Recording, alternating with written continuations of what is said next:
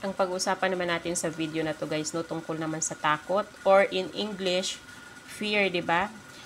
Pag-usapan natin dito kung ano nga ba ang ibig sabihin ng takot at saka ano nga ba ang mga dahilan kung bakit tayo natatakot at saka kung bakit hindi natin dapat ugaliin ito, no? Ano ang sabi ng Bible tungkol sa takot, di ba?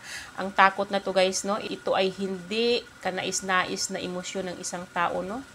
Na bilang tao talagang hindi natin naiiwasan na paminsan-minsan talaga nakakaramdam tayo ng takot, no? Bakit kaya tayo nakakaramdam ng takot?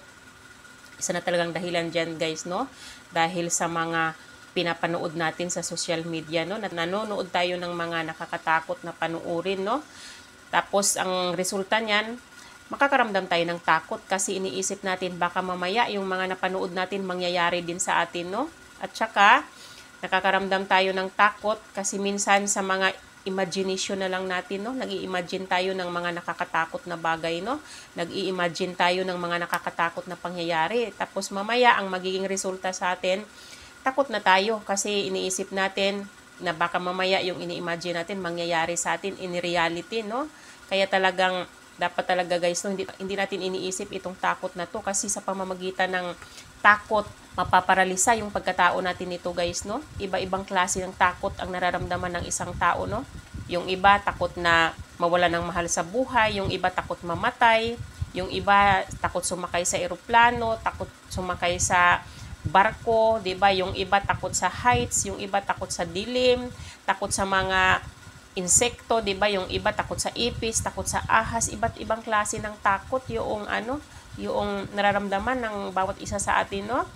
Katulad sa akin, no, noong medyo bata-bata pa ako, no, takot ako sa patay kasi dati minsan may pinsan ako na namatay dahil nakunan siya, no, pero bago siya namatay, nakausap niya muna ako. Nakita ko kung gaano ka lalaking dugo yung lumabas sa kanya noong nakunan siya.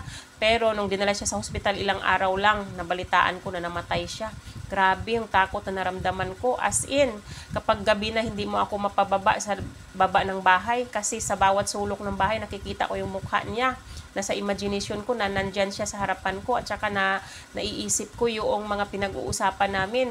Talagang isang linggo na hindi ako nakatulog ng ayos, o 'di ba? Kung ano ang pinsala na hinatid ng takot sa buhay ko noong naramdaman ko ito, 'di ba? Grabe yung pinsala niya kasi hindi ako nakatulog ng ayos, no? Tulad ng sinabi ko, kapag itong takot na to inugali natin, no, paparalisahin ito yung pagkatao natin, no, kasi sa pamamagitan ng takot na to, no, nanakawin nito yung kapayapaan ng isipan natin, no, sa papanong paraan nga ba? Kasi syempre kapag takot tayo, no, nag-o-overthink tayo, nag-iisip tayo ng mga masasamang bagay, nag-iisip tayo ng mga masasamang pangyayari.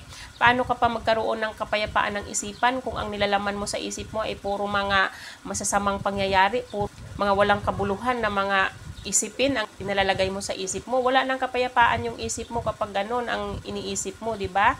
Kaya nanakawin ito yung kapayapaan mo, ng isipan mo. Tsaka maaari din na sa pamamagitan ng takot na to, nanakawin sa atin ito yung kaligayahan natin kasi syempre kapag takot ka, di ba? May gusto kang gawin sa buhay mo pero hindi mo magawa kasi nga takot ka. Kasi naunahan ka na ng takot.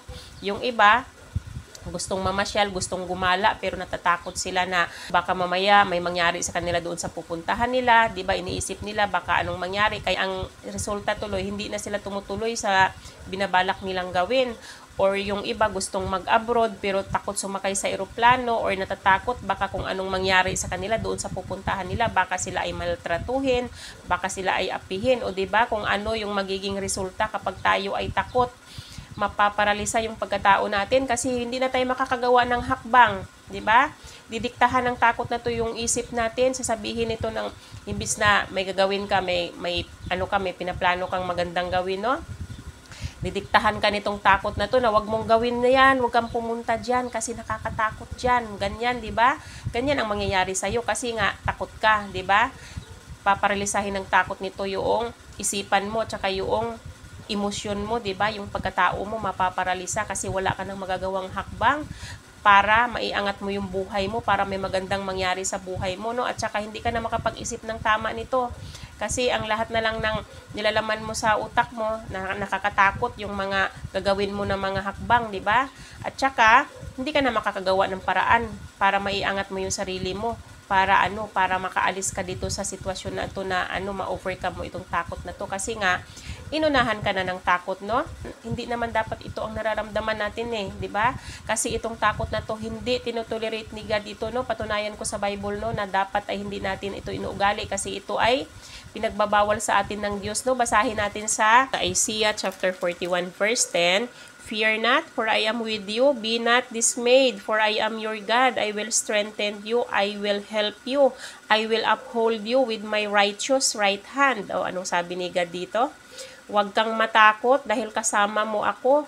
Huwag kang madismaya kasi ako ang Diyos mo. Palalakasin kita, tutulungan kita at paninindigan kita. O diba, malinaw na nakasaad dito na hindi talaga tinutolerate ni God na matakot tayo, diba? Sabi niya, paninindigan niya tayo kasi nga nasa scripture niya. Huwag tayong matakot kasi kasama natin siya, di ba? Siya ang Diyos natin, tutulungan niya tayo, palalakasin niya tayo, paninindigan niya lahat ng mga sinabi niya sa atin, di ba? Nakalagay pa sa scripture niya, I will never leave you nor forsake you. Lahat yan, mga sinasabi ni God sa scripture niya, tutuparin niya yan kasi nga tulad ng sinabi ko, si God ay faithful God. Marunong siyang tumupad sa mga salita niya, di ba? Kaya panghahawakan natin yung mga salita ni God para hindi tayo matakot, no? Kasi guys, no, kapag tayo ay takot guys, no, ang ibig sabihin lang niyan, wala tayong pananampalataya sa Diyos, wala tayong tiwala sa Diyos. Malinaw na nakasaad sa scripture niya na huwag tayong matakot dahil hindi niya tayo pababayaan, di ba? Kasama natin siya kahit saan man tayo magpunta, di ba? Kaya ano pang kinakatakot mo? Ang fear ay opposite ng faith. Kaya kapag ikaw pinairal mo yung takot na yan, guys, ibig sabihin wala kang pananampalataya sa Diyos, nagkasala ka sa Diyos, di ba? Kasi hindi mo pinanghawakan yung salita ng Diyos, di ba? Hindi ka nagtiwala sa Diyos kapag takot ka. Ano pang kinakatakot mo? May Diyos kang kasama. Gawin mo lahat ng mga bagay na gusto mong gawin na sa tingin mo ay tama, sa tingin mo ay diyan ka aasenso, sa tingin mo ay magdudulot ng maganda sa iyo, gawin mo. 'Di ba? Humingi ka ng tulong sa Diyos, panghawakan mo ang mga salita ng Diyos, huwag kang matakot, huwag mong pairalin yung takot para makagalaw ka, para makagawa ka ng hakbang, 'di ba? At saka anong sabi niya dito? Sabi niya sa Joshua chapter 1 verse 9, have I not commanded you? Be strong and courageous, do not be frightened, and do not be dismayed, for the Lord your God is with you wherever you go. O malinaw, sabi niya dito, hindi ba pinag-uutos ko sa inyo na magpakatatag kayo at maging matapang, huwag kayong matakot at huwag kayong madismaya kasi ako ang Diyos niyo, kasama niyo ako kahit saan man kayo magpunta, 'di ba? Humingi lang tayo ng tulong kay God, mag-pray tayo, 'di ba? Para mawala yung takot na nararamdaman natin, no? At saka, anong sabi niya dito? Sa 2 Timothy chapter 1 verse 7, nakalagay dito, for God give us a spirit not of fear, but of power and love and self-control. Anong ibig sabihin nito? Hindi daw tayo binigyan ni God ng espiritu ng takot, pero binigyan niya tayo ng kapangyarihan para kapag nakaramdam tayo ng takot, palayasin natin itong takot na ito, no? I-rebuke natin itong takot na ito, no, sa pamamagitan ng pangalan ni Jesucristo. At saka binigyan niya tayo ng pagmamahal para yung pagmamahal yan ang maramdaman natin sa puso natin, no? Huwag yung takot na yan, no? Kasi pag puno ng pagmamahal yung puso natin, hindi tayo nakakaramdam ng takot. Kasi nga, puro pagmamahal ang nalaman ng puso natin. At saka binigyan niya tayo ng self-control, pagpipigil sa sarili. Pigilan natin yung sarili natin para huwag matakot, di ba? Nasa atin naman yung pagkukontrol, guys, kung marunong tayo magkontrol sa sarili natin, no, hindi tayo makakaramdam ng takot kasi alam natin na ito ay hindi magandang emosyon ito kasi ito nga ay pinagbabawal ng Diyos na wag nating maramdaman itong takot na to, no? Kaya kung talagang marunong tayong magkontrol sa sarili natin, wala tayong takot na mararamdaman kahit na kunti, no? At saka anong sabi niya dito sa 1 John chapter 4 verse 18, nakalagay dito, there is no fear in love, but perfect love cast out fear. For fear has to do with punishment, and whoever fears has not been perfected in love. O, diba? Sa pagmamahal daw, wala daw takot, diba? Katulad sa atin, kapag tayo nagmamahal, no, hahamakin lahat. Masunod lamang yung feelings natin, no? Yung pagmamahal natin, no, diba? Pag tayo nagmahal tayo ng isang tao, no, gagawin natin lahat Wala na tayong katakot-takot kahit hindi pa natin kilala yung tao na minahal natin, no? Maging anuman yung consequences, no? Go lang tayo ng go, no? Hindi na tayo nag-iisip kung ano yung magiging kahinatnan, di ba? Talagang kung ano lang yung nararamdaman natin, talagang sinusunod natin, no? Ginagawa natin lahat ng pwede nating gawin para masunod lang natin yung nararamdaman natin na pagmamahal, yung feelings natin, no? 'Di ba? Ganon din kapag mahal natin si God, no? Pag mahal natin si God, hindi natin mararamdaman itong takot na to. Ano pang mararamdaman mong takot kung ang puso mo punong-puno ng pagmamahal mo sa Diyos, 'di ba? Kasi ang pagmamahal nga daw ay tinatanggal nito yung takot kapag puno ng pagmamahal yung puso mo, 'di ba? Mahal mo si God, iniisip mo si God palagi.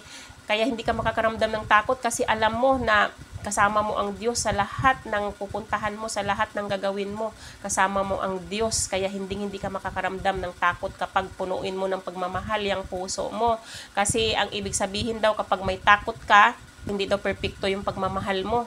Kulang pa yung love mo dyan sa puso mo kapag may takot ka, no? At saka kung may takot ka, may punishment yan, di ba? May yan, may kaukulang parusa yan pagdating ng araw kasi nga ibig sabihin kapag takot ka, wala kang tiwala sa Diyos, wala kang pananampalataya sa Diyos, parang init sa puwera mo na yung words ni God, yung scripture ni God, 'di ba? Hindi mo pinanghahawakan ang salita ng Diyos, kaya ka natatakot, 'di ba? Wala kang tiwala sa Diyos. 'Yun ang ibig sabihin yan. Kaya tayo guys, no? Bakit ba tayo natatakot, no? Bakit ba natin pinapairal yung takot na to na ito ay walang nagagawang maganda sa buhay natin, no? Walang idinudulot na maganda ito, 'di ba? Kung talagang gusto natin na alisin itong takot sa mga sarili natin, no? Kayang-kaya naman natin gawin, guys, no? Kayang-kaya nating i-overcome ito kasi ako nga na-overcome ko itong takot na to noong nagbalik loob ako sa Diyos, no? As in lahat ng mga dating kinakatakutan ko, no? Na-overcome ko siya kasi nga nagtiwala ako sa Diyos, nagbalik loob ako sa Diyos, no? Tinanggal niya kung ano man yung mga takot na nararamdaman ko noon. Nawala na siya, 'di ba? Kaya kung walang imposible na overcome ko siya, wala ring imposible sa inyo, guys, no? Nasa inyo naman 'yan eh. 'Di ba? Mag-pray lang tayo, no? Panghawakan natin yung mga salita ng Diyos para matanggal at mawala yung takot natin. Kapag tayo man ay nakaramdam ng takot, turn to Jesus, no? Humingi tayo ng tulong sa Diyos, mag-pray tayo, no? At i-rebuke natin itong takot na nararamdaman natin para ito ay ma-overcome natin, guys, hanggang sa mawala na siya ng tuluyan sa atin, no? Yun lang naman, guys, yung aking maisi-share sa inyo sa araw na ito. Sana may natutunan kayo sa akin, no? Hanggang dito na lang yung aking video. Bye-bye and God bless you all. Bye-bye everyone!